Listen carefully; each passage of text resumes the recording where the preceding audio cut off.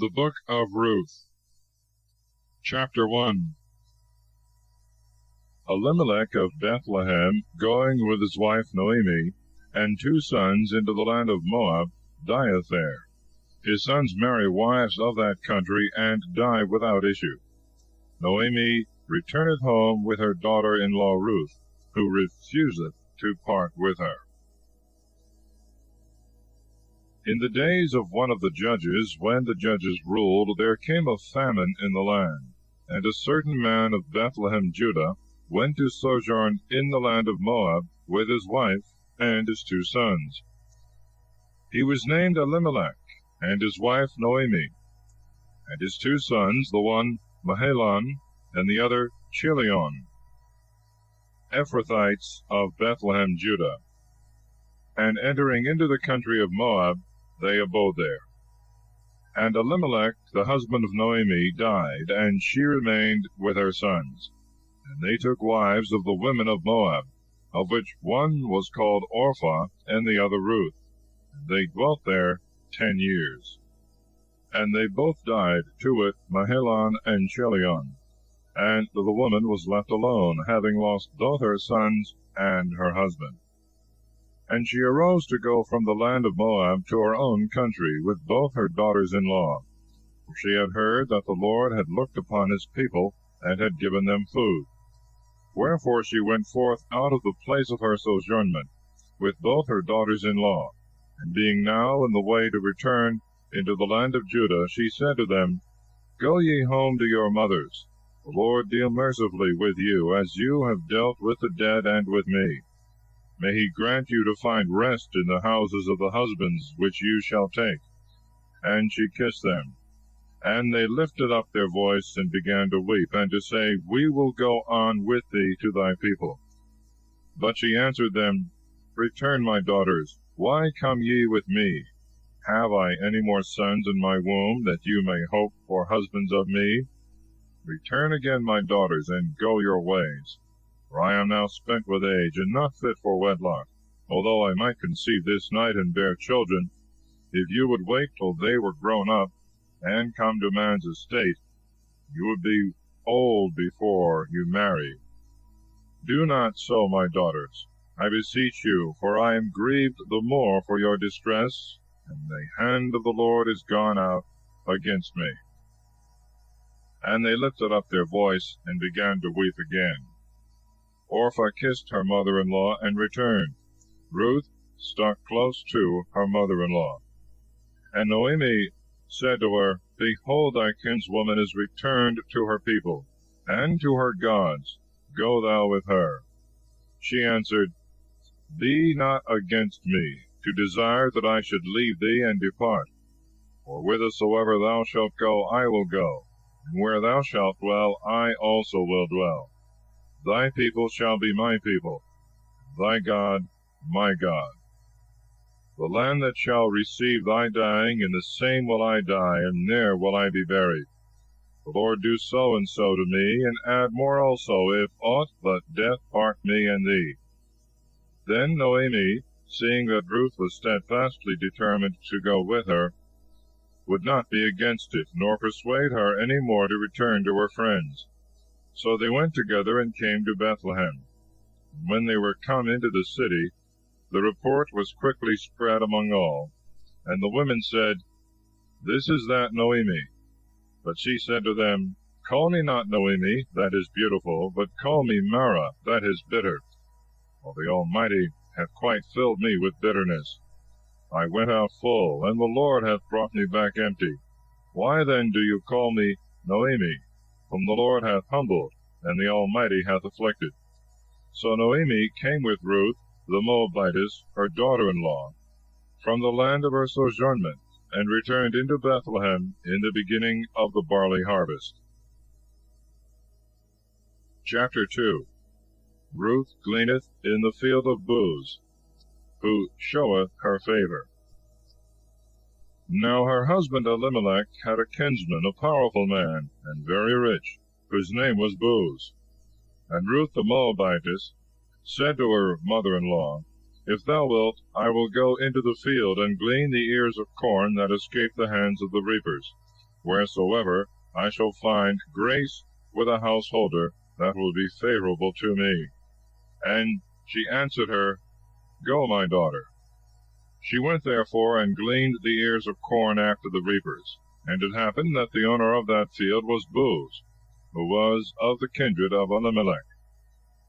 And behold, he came out of Bethlehem, and said to the reapers, The Lord be with you. And they answered him, The Lord bless thee. And Boaz said to the young man that was set over the reapers, Whose maid is this?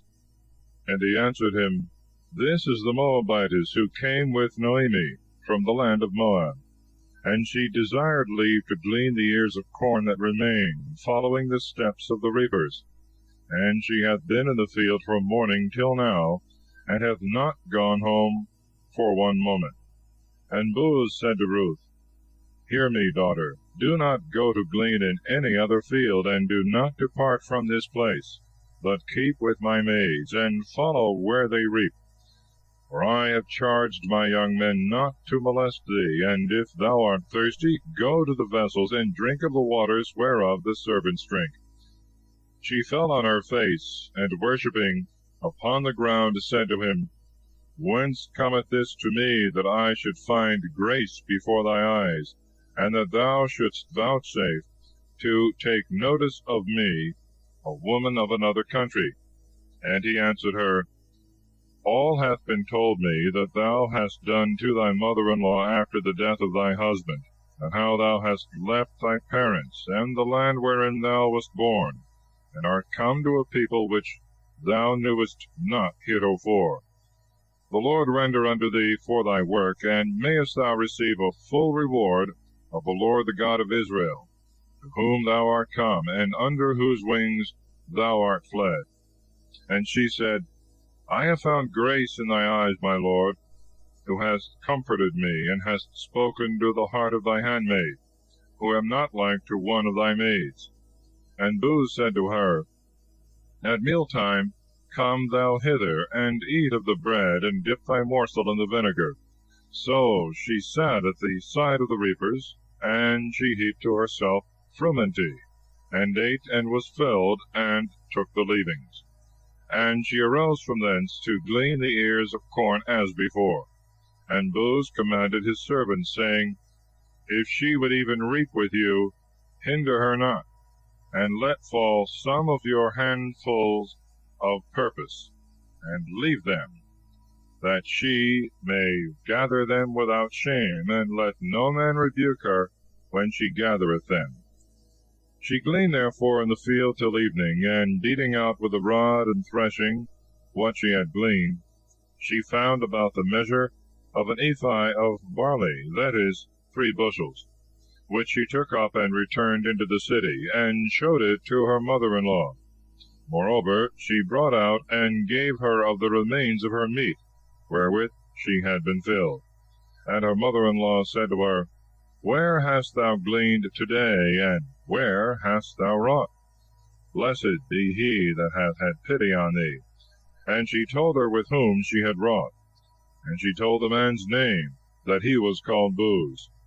And Noemi answered her, Blessed be he of the Lord, because the same kindness which he showed to the living, he hath kept also to the dead. And again she said, The man is our kinsman. And Ruth said, He also charged me that I should keep close to his reapers, till all the corn should be reaped. And her mother-in-law said to her, It is better for thee, my daughter, to go out to reap with his maids, lest in another man's field someone may resist thee. So she kept close to the maids of Boaz, and continued to glean with them, till all the barley and the wheat were laid up in the barns. Chapter 3.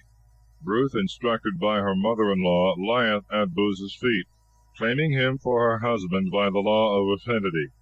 She receiveth a good answer, and 6 measures of barley.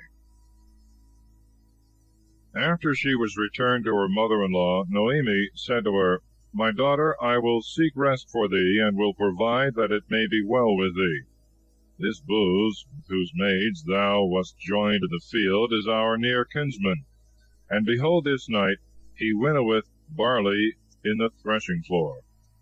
Wash thyself therefore, and anoint thee, and put on thy best garments, and go down to the barn floor, but let not the man see thee till he shall have done eating and drinking. And when he shall go to sleep, mark the place wherein he sleepeth, and thou shalt go in, and lift up the clothes wherewith he is covered towards his feet, and shalt lay thyself down there, and he will tell thee what thou must do. She answered, Whatsoever thou shalt command I will do. And she went down to the barn floor, and did all that her mother-in-law had bid her. And when Boaz had eaten, and drunk, and was merry, he went to sleep by the heap of sheaves. And she came softly, and uncovering his feet, laid herself down.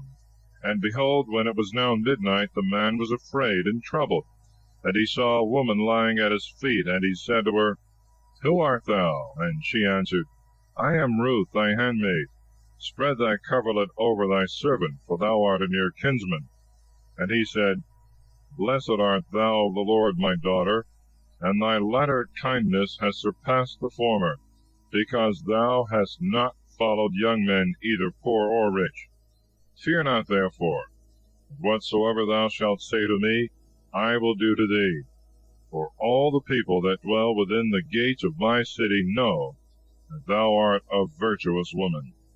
Neither do I deny myself to be near of kin, but there is another nearer than I.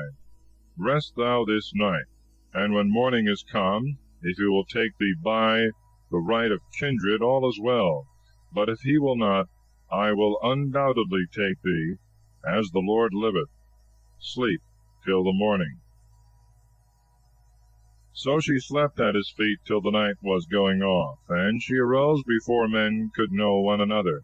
And Boaz said, Beware lest any man know that thou camest hither. And again he said, Spread thy mantle wherewith thou art covered, and hold it with both hands. And when she spread it and held it, he measured 6 measures of barley, and laid it upon her. And she carried it, and went into the city, and came to her mother-in-law, who said to her, What hast thou done, daughter? And she told her all that the man had done to her. And she said, Behold, he hath given me 6 measures of barley. For he said, I will not have thee return empty to thy mother-in-law.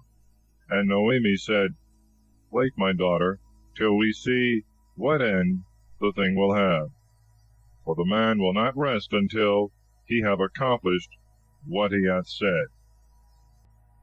Chapter 4. Upon the refusal of the nearer kinsman, Boaz marrieth Ruth, who bringeth forth Obed, the grandfather of David. Then Boaz went up to the gate, and sat there. And when he had seen the kinsman going by, of whom he had spoken before, he said to him, calling him by his name, Turn aside for a little while, and sit down here. He turned aside, and sat down. And Boaz, taking 10 men of the ancients of the city, said to him, Sit ye down here. They sat down, and he spoke to the kinsman. Naomi, who is returned from the country of Moab, will sell a parcel of land that belonged to our brother Elimelech. I would have thee to understand this, and would tell thee before all that sit here, and before the ancients of my people. If thou wilt take possession of it by the right of kindred, buy it and possess it. But if it please thee not, tell me so, that I may know what I have to do. For there is no near kinsman beside thee, who art first, and me who am second. But he answered, I will buy the field. And Boaz said to him, When thou shalt buy the field at the woman's hand, thou must take also Ruth the Moabitess, who was the wife of the deceased, to raise up the name of thy kinsman in his inheritance.